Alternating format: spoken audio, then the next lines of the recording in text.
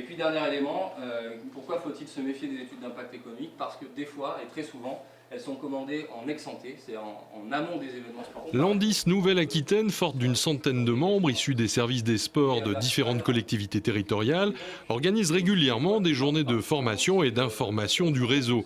C'est le cas à Limoges, avec un programme plutôt éclectique. C'est un réseau de professionnels qui travaillent dans le sport, donc association nationale, mais qui a aussi, on va dire, des comités qui est déconcentrés dans les régions. Donc Landis Nouvelle-Aquitaine fait partie justement d'un des comités régionaux. Le but, c'est simplement l'échange, la rencontre, donc l'échange d'expériences.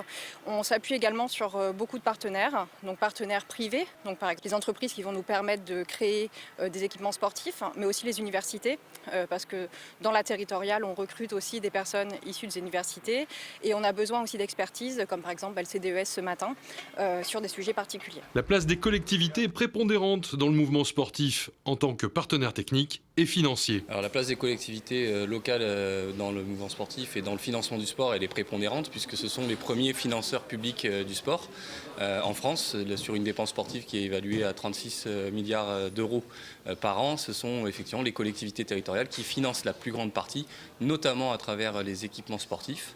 Et donc il est important, j'imagine, pour Landis d'animer ce réseau-là, justement pour mettre en relation l'ensemble des techniciens des services des sports de France, permettant ainsi de favoriser les bonnes pratiques et des échanges d'expériences. À Limoges, la direction des sports est une composante importante de l'appareil municipal avec un vaste champ d'action. C'est 170 personnes en équivalent temps plein et c'est 3 gros services. Un service de gestion des équipements sportifs, un service d'animation sportive et un service de soutien et d'administration sportive. Nos journées de formation et de rencontre représentent également nos métiers, parce qu'en fait on a des métiers très diversifiés, donc effectivement on peut être le matin à une réunion de chantier sur un stade ou une piscine et l'après-midi travailler sur un marché public ou un problème juridique qu'on a eu avec un usager.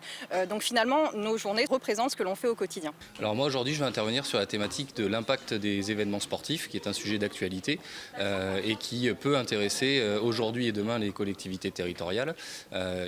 Il s'agira de mesurer tout à la fois l'impact des très grands événements sportifs, mais aussi des événements de moindre envergure qui peuvent générer tout autant d'impact économique et qui peuvent également contribuer à faire rayonner les territoires, à contribuer aussi à leur développement économique.